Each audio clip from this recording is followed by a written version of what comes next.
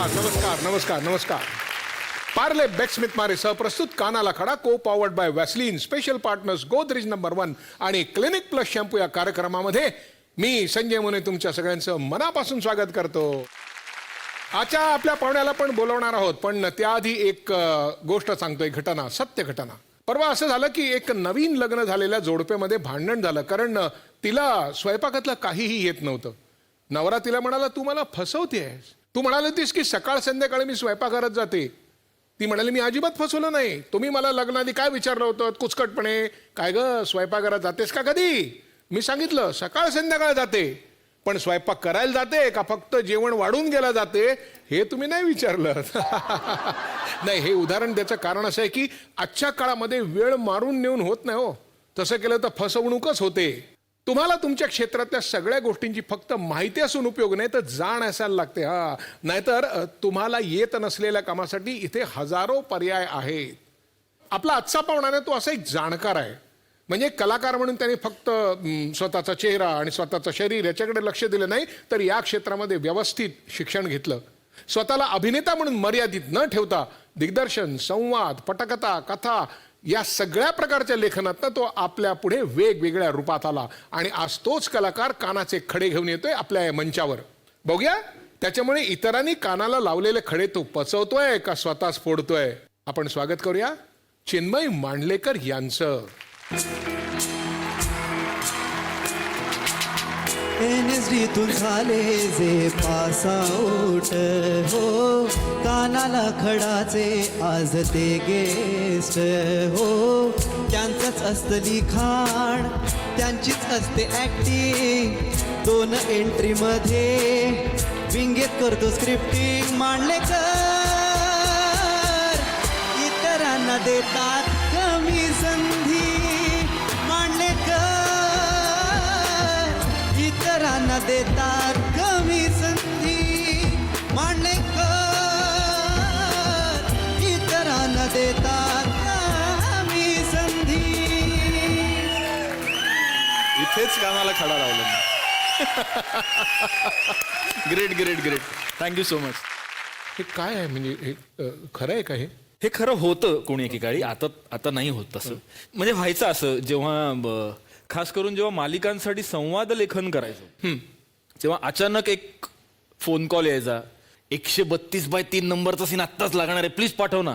अरे नाही, माझा प्रयोग सुरू आहे. नाही पटकन एक थोडासा पटकन लिहून दे ना, 1.25 पानाचा वगैरे असं व्हायचं. तर त्या काळी असं झालेलं आहे की नाटकाचा प्रयोग चालू असताना, आणि सुदैवाने तेव्हा मी असं नाटक करत होतो, आय थिंक सुखांशी भांडतो आम्ही करत होतो, जिथे मध्ये मध्ये मला खूप गॅप्स असायच्या. सो 2 सीनच्या मध्ये बसून विंगेत मी सीन्स लिहून पाठवलेले आहेत. बरं, लेखक व्हावं म्हणून तू या क्षेत्रामध्ये आलास, कलावंत व्हावं म्हणून आलास, किंवा मुळात ते क्षेत्राकडे कसा काय ओढला गेलास? आम्ही जेव्हा लहानपणी प्रत्येकाला काही ना काहीतरी व्हावंसं वाटत असं, तुला काय व्हावंसं वाटत होतं? मी सांगू शकतो. याचं कारण आहे की NSD मध्ये जेव्हा पहिल्या वर्षाला पहिला क्लास ऍक्टिंगचा झाला, गोल करून आम्ही बसलो होतो, आणि आमच्या ज्या टीचर होत्या त्रिपुरारी शर्मा, त्यांनी आम्हाला हा पहिला प्रश्न विचारला की आयुष्यात पहिल्यांदा अभिनय करावा असं कधी वाटलं? तर आता तुम्ही जेव्हा ड्रामा स्कूलमध्ये जाताय तर तुमच्याकडनं एक इंटेलेक्च्युअल उत्तर अपेक्षित असतंच. म्हणजे त्यामुळे मग प्रत्येकाने म्हणजे काय उत्तर अपेक्षा? साधारण इंटेलेक्च्युअल म्हणजे मी माझ्या गावी नदी किनारी बसलो होतो आणि सूर्य बुडताना दिसला, तेव्हा मला आत्मशोध लागला. इथपासून ते मी स्टेजवर गेले की मला माझ्यातली बाई सापडते वगैरे, असं ते सगळं चाललेलं होतं. तर माझ्याकडे जेव्हा मी सगळ्यात शेवटी, म्हणजे मी त्या गोलाच्या सगळ्यात शेवटी होतो, मी म्हटलं आम्ही चाळीत राहत असताना VCR भाड्याने आणायचो आणि सिनेमे बघायचो. तर मला आठवतंय 83 साली कुली सिनेमा आला होता. तो कुली सिनेमात अमिताभ बच्चनची एंट्री पाहिली मी, की गाडी येऊन थांबते, लोक कुली कुली कुली करून हाक मारतात. बच्चन पुलावरनं गाडीवर उडी मारतो, मग गाडीवरनं तो प्लॅटफॉर्मवर उडी मारतो, त्याच्या खांद्यावर एक ससाणा असतो आणि तो धावायला सुरुवात करतो. म्हणजे ते बघून मला वाटलं होतं की आपल्याला ऍक्टर व्हायचंय आयुष्यात, कारण जर कुली एवढा ग्लॅमरस असू शकतो तर आपल्याला हे करायचं आयुष्यात. आता ते माझं उत्तर ऐकल्यानंतर माझ्यावर तेव्हा असं शिक्का बसलं होतं की याचं काही होऊ शकत नाही. तिथेच खरं मी पहिला कानाला खडा लावला की इथून पुढे ड्रामा स्कूलमध्ये इंटेलेक्च्युअल उत्तरं द्यायची, ती खोटी असली तरी चालली. बालपण तुझं कुठे गेलं? गिरगाव. शाळा? Saint Sebastian Goan High School. बर बर. मग शाळेत असताना कधी आपण अभिनय करावा वगैरे असं काही? नाही नाही, फक्त आमच्या लहानपणी आमच्या गल्लीत शिवजयंती जोरदार साजरी व्हायची. फॅन्सी ड्रेस स्पर्धा असायच्या आणि ती खरं तर मुलांच्या हौशीपेक्षा पालकांचीच हौस जास्त असायची की ह्याला नटवा, ह्याला वाक्य लिहून द्या आणि मग तो बोलेल जाऊन. तर माझे आजोबा ते म्हणजे माझ्या आईचे वडील, त्यांना फार खोड होती की ते मला अत्यंत क्लिष्ट आणि कठीण वाक्य लिहून द्यायचे जे मला कधीच बोलता आली नाही. त्यामुळे आपण अभिनेते होऊ शकूया तर तिथेच कॉन्फिडन्स उडाला होता माझा पहिला. आणि एकदा महाभारत सिरियल जोरदार जेव्हा होती तेव्हा असं ठरलं की ह्याला भीष्माचा फॅन्सी ड्रेस करूया आपण. आणि ते आमच्या शाळेत होतं आणि आमची शाळा कॉन्व्हेंट. तर डायलॉग कुठला द्यायचा तर भीष्म प्रतिज्ञा जेव्हा त्यांनी केली की मी लग्न करणार नाही अमुक अमुक अमुक, तो डायलॉग दिला. त्यामुळे दाढी बिडी काहीच नव्हती, तो तरुण होता ना भीष्म प्रतिज्ञा करताना. तर मला बक्षीस दिलं नाही कारण त्या आमच्या बाई म्हणाल्या की no you were good but where was that beard and everything. Bhishma has suppose to have beard ना. तर म्हटलं अहो ती प्रतिज्ञा त्यांनी केली आणि त्याच्यात आयुष्यात काही झालं नाही म्हणून दाढी वाढवायला लागली नंतर त्याला. काय झालं त्या बाईनं पटलं का प्रतिज्ञा? नाही असं काही मला बक्षीस वगैरे काहीच मिळालं नाही. पण त्यामुळे शाळेत असताना अभिनय किंवा काहीच म्हणजे रादर शाळेत असताना मागच्या बाकावर बसून हुटिंग करणे हे एकमेव कार्य. घरातल्या कोणाचा अभिनयाशी काही संबंध होता का? दुरान्वय नाही? दुरान्वय नाही. म्हणजे असं म्हणतात, आता मी माझ्या आईला फार काळ बघू शकलो नाही, मी 3-3.5 वर्षात असताना ती गेली. पण असं म्हणतात की तिला आवड होती फार ह्या सगळ्यांची आणि ती आकाशवाणीवरनं ज्या संस्कृतमध्ये ज्या श्रुतिका सादर व्हायच्या त्याच्यात ती भाग घ्यायची कारण तिचं संस्कृत खूप चांगलं होतं. सो मे बी तिथून थोडंसं आलं असेल असं वाटतं मला. मग कुठल्या क्षणाला तुला असं वाटलं की नाही आपल्याला अभिनेता व्हायचं नाही, NSD-लाच जायचं असं का वाटलं? दुसरे कुठले मार्ग नव्हते का तुझ्याकडे की आपण इंजिनियर व्हावं किंवा वकील व्हावं किंवा? मला असं वाटलं होतं की आपण वकील झालं पाहिजे कारण माझी आई वकील होती आणि मला मी जर नसतो अभिनेता झालो तर मी लॉ शिकू शकलो असतो कारण तेवढं एक शिक्षण मला जमलं असतं. कारण बाकी साधारण SY BCom वगैरे जाईपर्यंत माझी श्रद्धा उडाली होती कम्प्लिटली शिक्षणावरून पूर्णतः. पण NSD-ला जायचं तर ग्रॅज्युएट होणं कंपल्सरी होतं. त्यामुळे म्हणजे मी माझे TYचे पेपर अक्षरशः असे लिहिलेले आहेत अकाउंटन्सीचे वगैरे की आता एवढ्यात आपण पास होऊ शकतो तर कशाला पुढचा पेपर लिहिण्यात अजून पाऊण तास वाया घालवा, त्यापेक्षा शानला जाऊन सिनेमा बघू असं म्हणून मी उठलेलो आहे माझ्या पेपर्सवर. म्हणजे भरल्या ताटावरून उठतात तसं भरल्या पेपरवर उठून. पण तोपर्यंत त्यामुळे श्रद्धा ती कम्प्लीटच उडाली होती. पण श्रद्धा का उडाली? काही विषय नावडते होते, काय आवडते होते असं होतं? एक तर आमचं डहाणूकर महाविद्यालय जे महाविद्यालय आहे तिथे 2 प्रकारची माणसं त्यावेळेला असायची. एक तर खूप सिन्सिअर ज्यांना 90%, 95% वगैरे मिळाले. म्हणजे पुष्कर श्रोत्री वगैरे होता? हो, कॉलेज ते नाही टक्क्याचं नाही म्हणत कॉलेज. पुष्कर हे श्रोत्री हे सुपर सिनियर आमचे. म्हणजे मी आय थिंक FYJC-ला 11वीला असताना पुष्कर MCOM Part 2ला होता. मी इतका सिनियर. पुष्कर, समीर चौगुले असे सगळे आमचे दैदिप्यमान सिनियर्स आहेत कारण म्हणजे मोठी परंपरा आहे डहाणूकरची. त्यामुळे कॉलेजमध्ये असेपर्यंत मला एक टॅक्सेशन, बिझनेस लॉ. पण मग आंतर महाविद्यालयीन स्पर्धेमध्ये का केलीस? हो मी आंतरमहाविद्यालयीन स्पर्धेत विश्वास सोनींच्या दिग्दर्शनाखाली एकांकिकांमध्ये कामं केली आणि त्याच्यात मला आम्ही आहोत महाराज हे एक वाक्य बोलण्याची संधी मिळाली होती. मी आहे महाराज पण नाही, आम्ही आहोत महाराज. कारण विश्वासची नाटकं ज्यांना माहिती आहेत ते भरपूर मॉब आणि त्याच्यामध्ये खूप सारी लोक, डहाणूकरचे 45, डहाणूकरचे 50 वगैरे. तर त्या 50 मध्ये एक मी नेहमीच असायचो. कॉलेजमध्ये जेमतेम लिहिता येत होतं म्हणजे अभ्यास निश्चितच कमी असणार. मग उरलेल्या वेळात काय काय करायचं? किस्से काय? पिक्चर बघणे, टाइमपास करणे, कुठेतरी बोकाळणे एवढंच केलं कॉलेजमध्ये असताना. म्हणजे कॉलेजची 5 वर्ष मी काहीतरी ध्येयाने झपाटून वगैरे. फक्त त्याच्यामध्ये मी फर्स्ट इयर BComला असताना एक वर्कशॉप केलं जे कीर्ती कॉलेजमध्ये झालं होतं. संवेदना नावाच्या एका ग्रुपने एक वर्कशॉप ठेवलं होतं. त्यात निर्मल पांडे यांनी एक सेशन घेतलं आणि तेव्हा मला पहिल्यांदा राष्ट्रीय नाट्य विद्यालय नावाचं एक काहीतरी एक संस्था आहे आणि असं तेव्हा माहीत झालं. हे तेव्हा मला कळलं. तेव्हा माझं वय होतं 16 वर्षाचं, 16-17 वर्षाचं. आणि तेव्हा मग मी असं म्हटलं की जर अशी संस्था असेल तर आपण गेलं पाहिजे तिकडे. आणि माझ्या हातात 2 वर्ष होती कारण ग्रॅज्युएशन कंपल्सरी असल्यामुळे TY नंतरच परीक्षा देता येणार होती NSD-ची. तर ती 2 वर्ष, शेवटचं वर्ष रादर मी सकाळी कॉलेजला जायचो, पहिलं लेक्चर बसायचो, तिथून निघायचो, मी ट्रेन पकडून NCPAला जायचो. तेव्हा NCPAमध्ये चेतन असायचा, चेतन दाता. आणि मग चेतनच्या गायडन्स खाली खूप की तू हे नाटक वाच, तू ही तयारी कर, असं ते शेवटचं 1 वर्ष तर मी फक्त NSD-ला आपल्याला अपिअर व्हायचं आहे म्हणून तयारी करत होतो. कॉलेज हे केवळ नाममात्र होतं त्यावेळेला. त्याच्यानंतर मी इमिजिएट परीक्षा दिली आणि माझं पहिल्याच अटेम्प्टला सिलेक्शन झालं NSD-ला. त्यामुळे मग काही प्रश्नच उरला नाही की दुसरे काही मार्ग आपण बघूया. So I went to NSD after that. मग इथे आल्यानंतर कशी काय सुरुवात झाली पुढे? इथे आल्यानंतर मी जेव्हा गेलो तेव्हा आभाळमाया नावाची दैनंदिन मालिका पहिलं पर्व नुकतंच सुरू झालं होतं. त्यामुळे मराठी नट रोज उठून शूटिंगला जातात हे मला माहितीच नव्हतं आधी. कारण आपले तेव्हाचे सगळे मोठमोठे नटसुद्धा नाटकात काम करायचे आणि मग कुठेतरी नोकरी वगैरे करायचे किंवा मग ज्यांची सिनेमात चांगली करिअर झाली होती ती अशी काही मोजकी उदाहरणं होती. पण मी आल्यानंतर माझ्या असं लक्षात आलं की मराठी दैनंदिन मालिका हे एक वेगळं एक दालनच उघडलं होतं तोपर्यंत. म्हणजे रोज लोक शूटिंगला जात होती. मी संक्रमण, एस्सेल वगैरे ही नावं तेव्हा अशी कानावर पडत होती. झी मराठीची पहिली दैनंदिन मालिका होती. आभाळमाया. आणि मी आलो तेव्हा पर्व दुसरं सुरू होतं. इनफॅक्ट जेव्हा मी परत आलो NSD वरनं तेव्हा.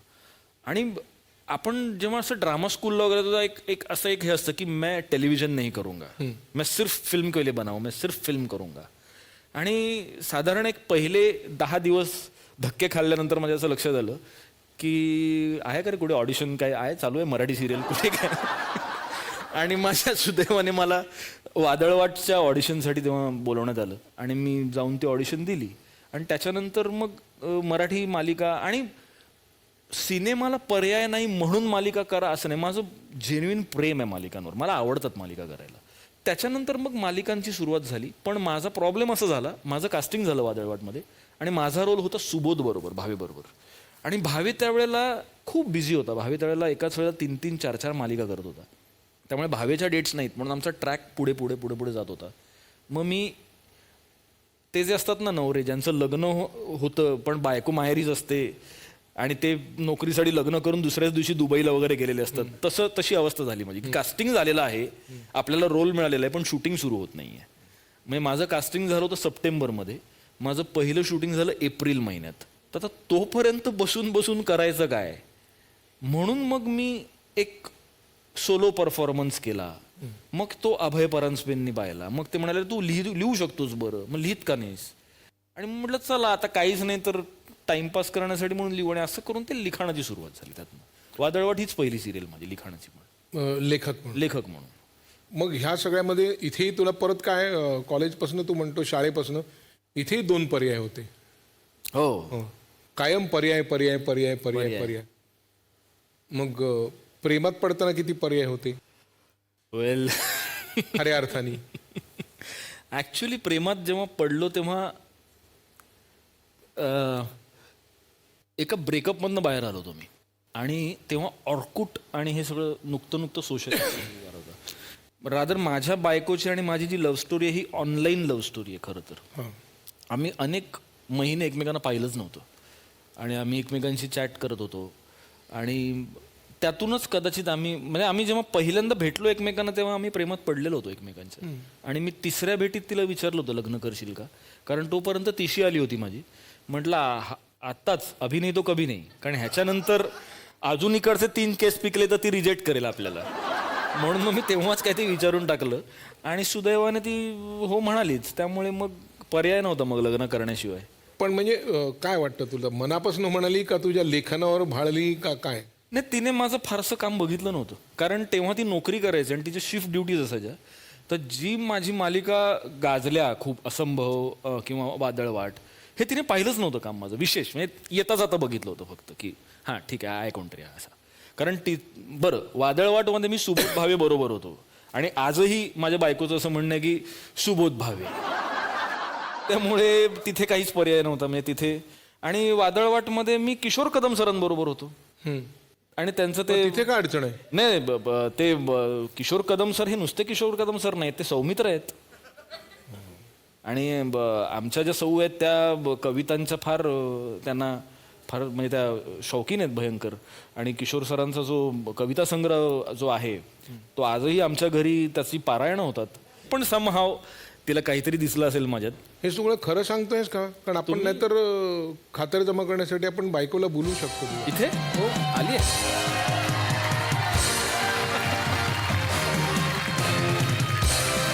नमस्कार.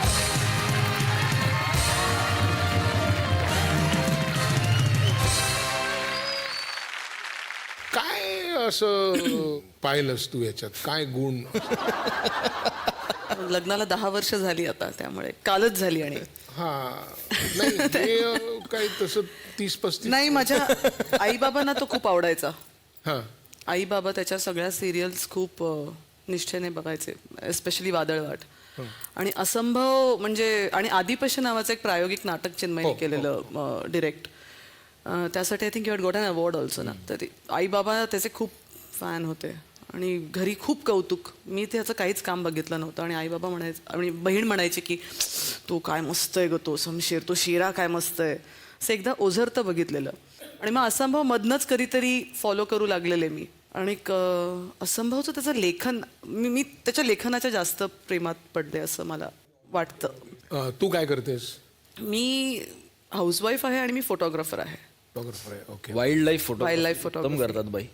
सिंहांचे, वाघांचे. मग हा कुठल्या प्राण्यासारखा वाटतो तुला? नाही, तो शांत डॉल्फिन सारखा आहे, आपला आपला पोहत राहतो, कोणालाही त्रास न देता.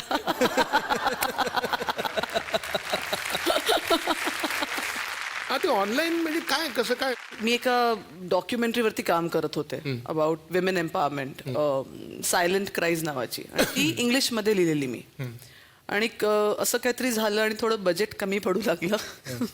सो मग टीमने असा निर्णय घेतला की आता मराठीत आपण ती शूट करूयात. बरं, माझं मराठी काय फार असं म्हणजे लिहू नाही शकत मी, म्हणजे असं पूर्ण जसं मी इंग्लिशमध्ये लिहिलेलं.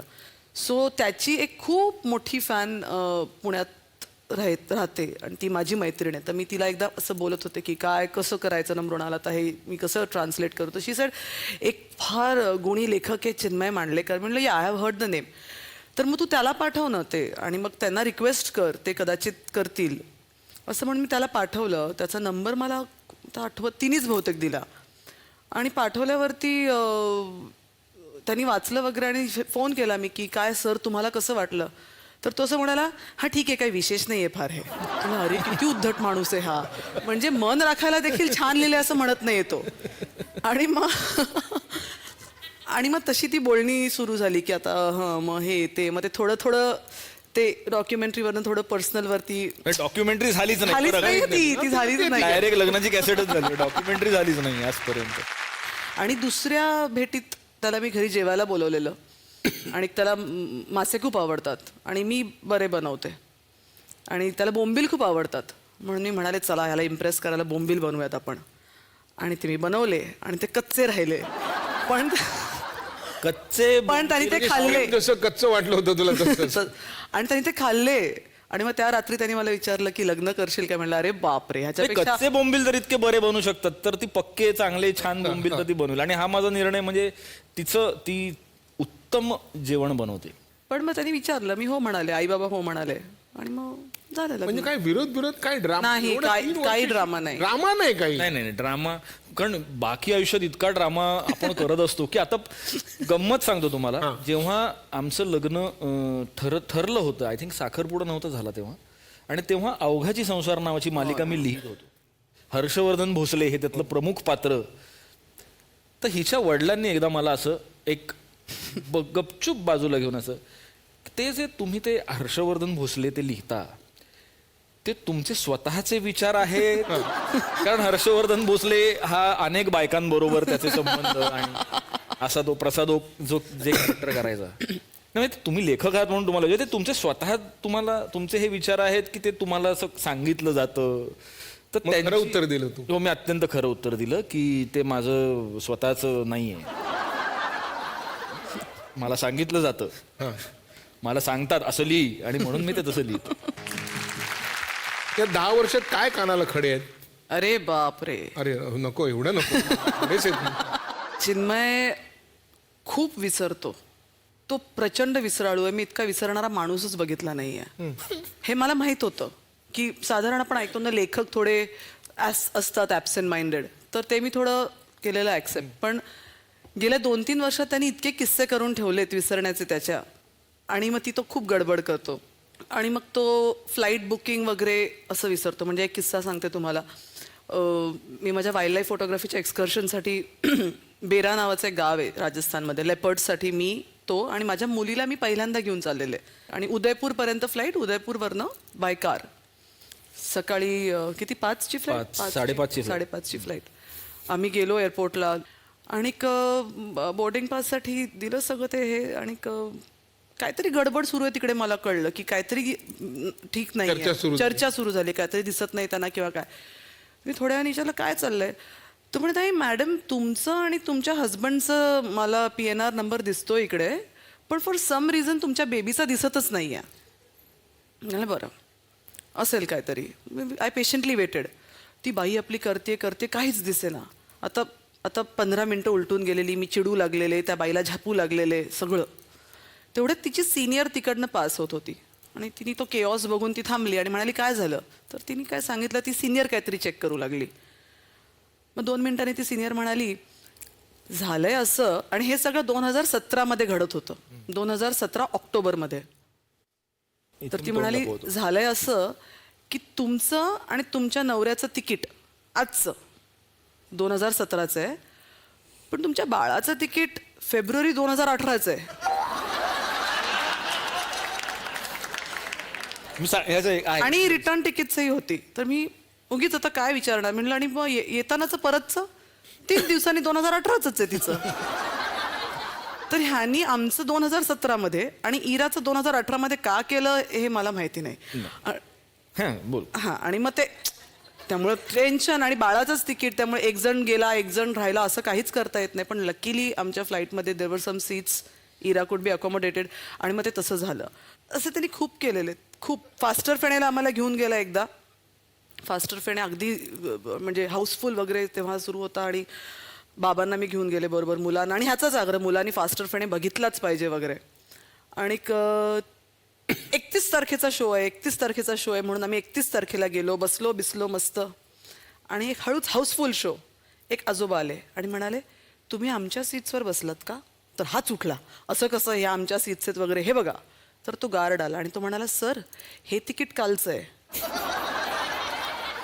तर त्यांनी 30 तारखेची तिकीटं काढलेली आणि आम्हाला 31 तारखेला दाखवायला घेऊन गेलेला. असं हा खूप करतो. तर मी कानाला खडा असा लावलेला आहे की कुठच्याही पद्धतीचं बुकिंग या माणसावर सोडायचं नाही परत कधीच. कारण ते आज उद्या काल 3 वर्षानंतर कधीचही असू शकतं. एवढं होऊनही 10 वर्ष संसार टिकलाय. काही उत्तरच नाही माझ्याकडे. मला असं नक्की वाटतं की लग्नाची पत्रिका तू छापायला दिली नसणार. तुझ्या बाजूने काहीतरी असेल, एवढं का नाही? नाही, ऍक्च्युली तसं परफेक्ट आहे फार. हाच प्रॉब्लेम झालाय माझा नेमका. नाही बोल. काम चोख म्हणजे तिला साधारण आमच्या घरी आम्ही जेव्हा बाहेर जाणार असू त्याच्या आधी नेहाची तयारी बघण्यासारखी असते. म्हणजे एकतर ती जवळजवळ एक्सेल शीट बनवते एक सगळी, काय न्यायचं, कुठले कपडे, काय अमुक तमुक. माझं पॅकिंग म्हणजे कुठली बॅग, म्हणजे 8:30ची ट्रेन असेल तर मी 7:30 वाजता बॅग कुठली नेऊ इथपासून माझी सुरुवात असते. मग मी आपलं एक चल तट टाकून, आणि मग नेमकं तिथे गेल्यावर अगं टूथपेस्ट आणायची विसरलोय.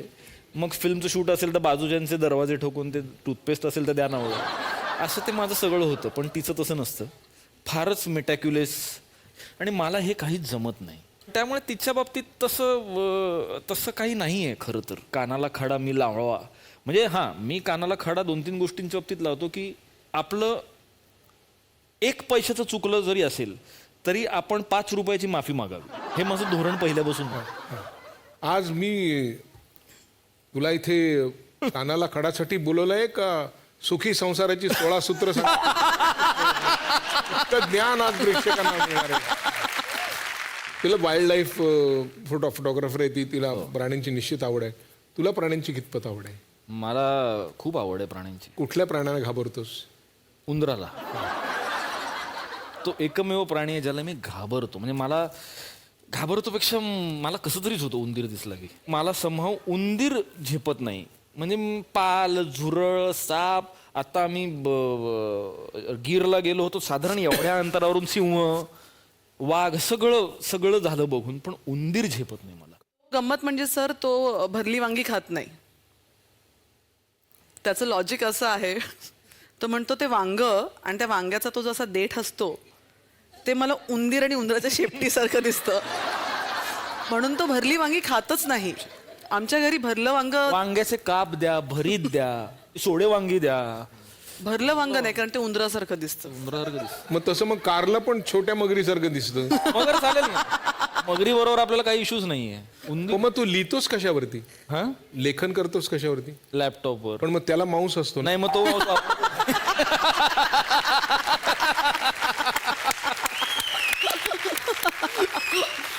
लेखक म्हणजे त्यात परत नाट्यलेखक, सिनेमाच्या कथा, पटकथा, संवाद, मालिकांचं लेखन, मालिकांमध्ये काम, म्हणजे एकंदरीत 6 ते 7 प्रकारांनी आपल्याला त्रास दिला जाऊ शकतो.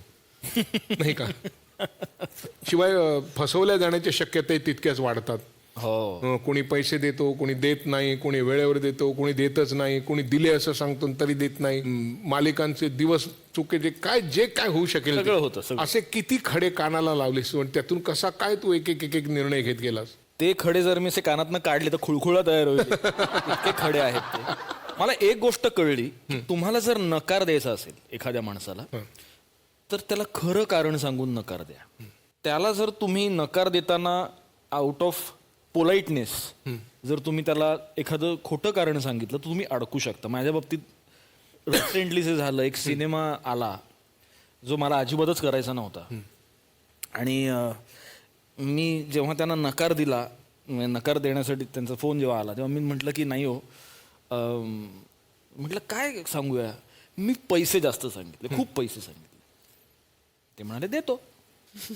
माझी विकेटच पडली. म्हणजे ते ह्याच्यावर काय बोलणार. आणि त्याच्यानंतर मी सिनेमा करावा लागला, मला काही पर्यायच नव्हता माझ्याकडे. मी शक्यतो फार कमी चित्रपट असे केलेत सुदैवानं ज्याच्या बाबतीत लोकांना सांगावं लागतं की नाही बघितलं तरी चालेल. या व्यवसायात तुझे मित्र कोण आहेत? मित्र बरोबरचे थोडे सिनियर असे कोण कोण असतात? संतोष आहे जुवेकर, प्रसाद ओक आहे, जित्या जोशी आहे, अवधूत आहे. माझा एक खूप जवळचा मित्र जो आता आपल्यात नाही आहे, राजीव पाटील. अशी खूप लोक आहेत. डॉक्टर ओक, डॉक्टर गिरीश ओक यांच्यासारखा सहकलाकार. म्हणजे तुम्हाला तर माहिती, तुम्ही की नाटकं तुम्ही एकत्र 4-5 नाटकं केले मी एकत्र. अत्यंत जपतात सहकलाकाराला आणि स्टेजवर कुठल्याही क्षणी ते तुमची फिरकी सुद्धा घेऊ शकतात. आणि त्याच्या व्यवस्थितपणाचा त्रास होतो. त्रास इतका तो त्रास व्यवस्थित त्रास आहे. अत्यंत त्रास. म्हणजे त्यांच्या इतका ऑर्गनाइज्ड माणूस मी माझ्या आयुष्यात नाही पाहिला. तुला अजून एक मित्र आहे, प्रियदर्शन जाधव. अरे, ना, बघूया दर्शन. काय म्हणायचंय? चिन्मय आणि मी एका नाटकात काम केलं, जे नाटक मी डिरेक्ट केलं होतं. मधुरा वेलणकर, मी आणि चिन्मय काम करत होतो. मिस्टर अँड मिसेस त्या नाटकाचं नाव. आमच्या नाटकात शेखर रोडे नावाचे बॅकस्टेजला काम करणारे एक गृहस्थ आहेत. त्यांचं काम आहे तिसऱ्या बेलची वेळ झाली की यायची, बेल द्यायची आणि आत निघून जायचे. तर त्यांची सवय अशी होती की ते चालत यायचे, चप्पल काढायचे, बेल वाजवायचे, निघून जायचे. आणि चिन्मयचा असा लॅविश फ्लॅट दाखवलेला आहे आणि छान असं सजलेलं घर आहे. आणि इतकं सगळं छान घर असताना 3rd बेलच्या आधी ते शेखर रोडे आले. त्यांनी चप्पल काढली, त्यांनी बेल वाजवली, 3rd बेल झाली आणि ते बेल घेऊन विंगेत गेले. चप्पल मात्र तिकडे स्टेजवर तशीच राहिली. तर एवढ्या मोठ्या लॅविश घरात आणि नाटकाच्या सुरुवातीला जशी समोर लोकांना ठळकपणे कशी एक चप्पल दिसत होती. माझ्यामध्ये तो अख्खा सीन समोर ती चप्पल तशीच पडून होती. कारण काय करणार आहे, अत्यंत मोठ्या फ्लॅटच्या मध्यभागी कुणीतरी चपला ठेवल्या तर त्यावर बोलणार तरी काय. आणि नाटक थोडंसं गंभीर प्रकृतीचं होतं. असा एक किस्सा घडला, त्यामुळे मला असं वाटतं चिन्मयने कानाला खडा लावला असेल की बॅकस्टेजवाले चप्पल घालून आले की कदाचित बेल वाजवल्यानंतर तो 10 वेळा विचार करत असेल सगळ्यांनी आपापल्या चपला घातल्यात ना. असा एक छोटासा किस्सा आहे. आपले जे नाटकाचे बॅकस्टेजवाले आहेत ना, मनाने फार चांगली असतात ती माणसं. त्यांना फार उत्साह असतो काम करायचा. पण ह्यानी कधी राग येतो का? कधी तोल जातो का? म्हणजे मी काम करताना माझा जायचा बाबा, माझा नाही जात. भयंकर जायचा. माझा तोल जातो कधी, जेव्हा स्वतःला सुशिक्षित म्हणवणारे प्रेक्षक फोन बंद करायचा विसरतात किंवा ते नाटकाला येताना, आता आपण नाटकाला आलोय तर आपल्या मुलांना बागडायला सोडून द्या म्हणून तेव्हा माझा तोल नक्की जातो. त्यातला एखादा अनुभव? मुंबईच्या यशवंतमध्ये झालेला किस्सा आहे. प्रयोग सुरू होता नाटकाचा. एक माणूस पहिल्या रांगेत बसलेला, त्याचा फोन वाजवला.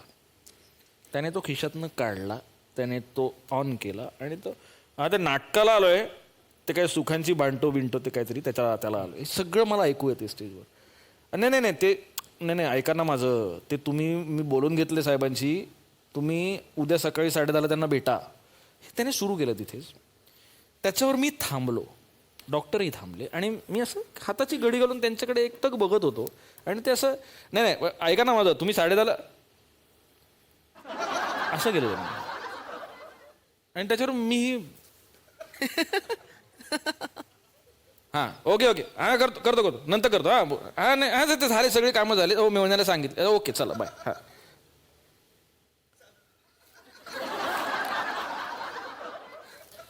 मी संपलो. मला म्हणजे मी काय रिॲक्ट व्हावं तेच मला ते कळेल. आपलं सगळं प्रशिक्षण वगैरे सगळं जाऊ दे.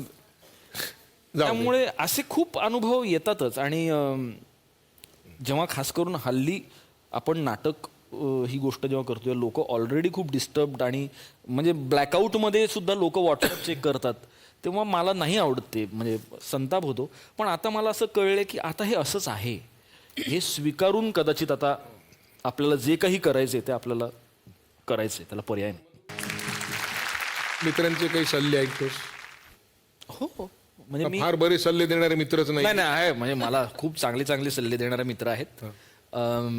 एक मित्र बघूया काय सल्ले देतोय ते. हाय चिन्या, कसा आहेस? मला विचारण्यात आलंय की तू चिन्याच्या बाबतीमध्ये काय कानाला खडा लावलास. तुला आठवतंय चिन्या, मी तुला म्हटलं होतं की चिन्या प्लीज जरा ना काम कमी कर आणि अनेक आघाड्यांवर काम करू नकोस. जे तुला आवडतंय खरोखर त्याच क्षेत्रामध्ये काम कर. म्हणजे ॲक्टिंग कर, लिखाण वाटलं तर त्यावेळेस लिखाण कर, दिग्दर्शन वाटलं तर दिग्दर्शन कर. कारण मला असं नेहमी वाटतं की तू खूप काम करतोयस. तू सिरियलही लिहायची असते, तुला सिनेमाही लिहायचा असतो, तुला कामही करायचं असतं, तुला दिग्दर्शनही करायचं असतं, अनेक आघाड्यांवर काम करतोस. तर तो म्हणाला हां मी नक्की प्रयत्न करेन असं खूप फोकस्ड आणि असं काम करण्याचा. पण त्याच्याच म्हणजे ही गोष्ट आहे साधारणतः मग्न तळ्याकाठच्या तालमीच्या वेळची. आणि आपले प्रयोग सुरू झाले आणि त्यानंतर मला नंतर कळलं की तू ॲट अ टाईम एक सिनेमाही लिहितोयस, एक नाटकही दिग्दर्शित करतोयस, तू कामही करतोय सिरियलमध्ये, एका हिंदी सिरियलमध्ये. नंतर मला कळलं एका सिनेमामध्ये पण काम करतोयस. म्हटलं हा माणूस एवढं सांगूनही परत तेच करतोय. तर मी कानाला खडा लावला की याच्या पुढे चिन्याला आपण अमुक कर असं कधीही सांगायचं नाही, कारण की कुणाच्याही बापाचं कधीही ऐकणारा माणूस नाहीच. मगाशी मी जी नावं घेतली त्याच्यात हे एक महत्त्वाचं नाव आहे, वैभव मांगले. आणि माझं मनापासून प्रेम आहे वैभववर. पण तो जे म्हणालाय, मी प्रयत्न खूप करतो, मी खूप कामं कमी केली माझी, पण अजूनही करतोय. पण एवढं काम करायला पाहिजे माणसाने. हां म्हणजे मीही तुला एक दोनदा असं ओझरतं सांगितलं होतं की थोडं कमी काम कर, म्हणजे आपली किंमत वाढवून मिळते. हो नाही हे बरोबर आहे. निर्मात्यांनी वेळेत पैसे दिले तर कदाचित मी काम कमी करेन माझं. आता इथे आपला एक भाग असतो की माझा खडा माझं मत. तुला काही प्रश्न विचारू आम्ही, त्याला 2 पर्याय आहेत. बरं. तुला एक आणि एकच पर्याय निवडावा लागेल अरे देवा. यातला. पहिला प्रश्न, चिन्मय मांडलेकर लेखक की चिन्मय मांडलेकर दिग्दर्शक? चिन्मय मांडलेकर दिग्दर्शक. चिन्मय मांडलेकर दिग्दर्शक का चिन्मय मांडलेकर अभिनेता? चिन्मय मांडलेकर दिग्दर्शक. तुझ्या मते उत्कृष्ट अभिनेत्री कोण? अभिनेत्री हां, स्पृहा जोशी की तेजस्विनी पंडित? तेजस्विनी पंडित. तसंच अभिनेता संतोष जुवेकर का प्रसाद ओक साहेब? Oh my God. माफ करा. Oh my God. हे कठीण आहे, हे खरंच कठीण आहे. एक उत्तर द्यावंच लागेल. आता डिप्लोमॅटिकली कसं द्यायचं?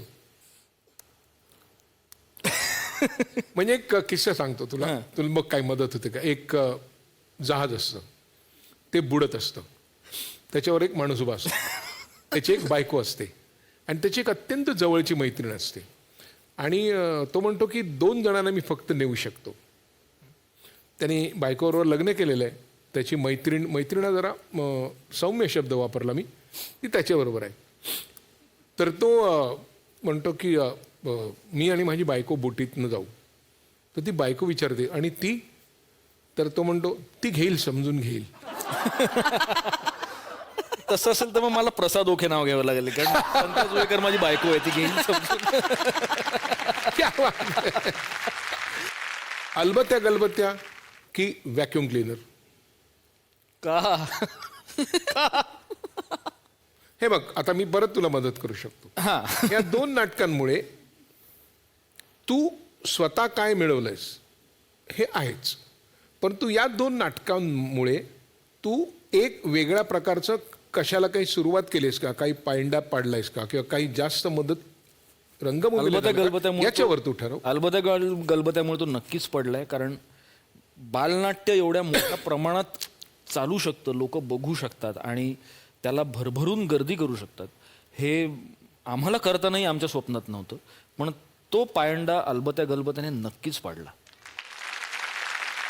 आवडता दिग्दर्शक कोण, चंद्रकांत कुलकर्णी का विजय केंकरे? चंद्रकांत कुलकर्णी.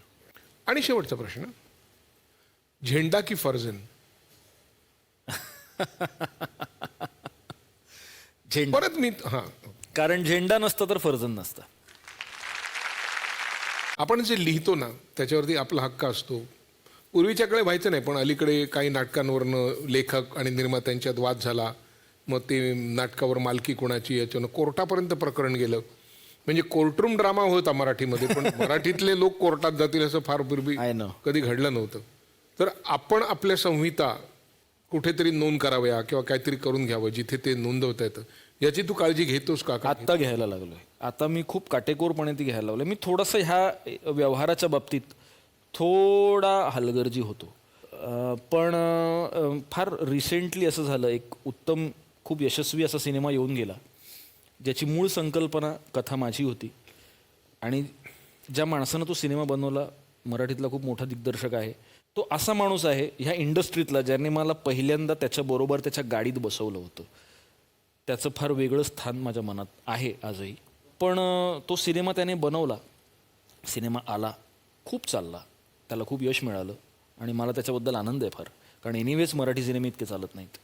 सिनेमाचा पहिला प्रोमो आला होता तेव्हाच मला कळलं होतं की ही बहुतेक आपली तीच स्टोरी ही आहे. पण मी समहाव त्याच्यावर रिॲक्ट नाही झालो.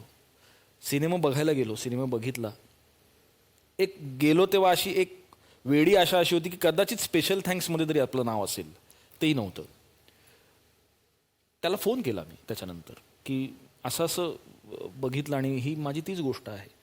आणि त्याच्यावर त्याने मला प्रांजळपणे असं सांगितलं की मी विसरून गेलो की ही तुझी गोष्ट आहे. मला असं वाटलं ही मलाच सुचलेली गोष्ट आहे जी मी त्यावेळेला तुझ्याशी शेअर केली, मग ती आता झाली. सो ठीक आहे, म्हणजे तो विसरला, पण आता मला विसरून नाही चालणार माझ्या गोष्टी कुठल्या. त्यामुळे त्या रजिस्टर करणं आणि ह्या बाबतीत पूर्णपणे कानाला खडा की लिहिल्यानंतर हवं तर फुलस्टॉप लावायला विसरेन, पण रजिस्टर करायला विसरणार नाही. आणि हे मी रादर जे होतकरू लेखक बघत असतील त्या सगळ्यांनाच सांगतो. बरेचदा काय होतं, लोक प्रयोगाच्या ठिकाणी येऊन तुम्हाला भेटतात आणि तुम्हाला असं देतात, हे घ्या माझं हे नाटक, हे तुम्ही प्लीज वाचून सांगा. तर असं नका देऊ कोणाला, कारण तुमचीच कल्पना तुम्हालाच पैसे तिकीट खरेदी करायला लागून कधी पडद्यावर बघावी लागेल हे सांगता येत नाही. त्यामुळे तुम्ही ते रजिस्टर करा प्रॉपर, म्हणजे जरी उद्या कोणी चोरलं तरी निदान कोर्टरूम ड्रामा तरी आपल्याला खेळता येईल ना. तू इथे आलास याबद्दल झी मराठीकडनं एक आठवण म्हणून प्रेमाची भेट.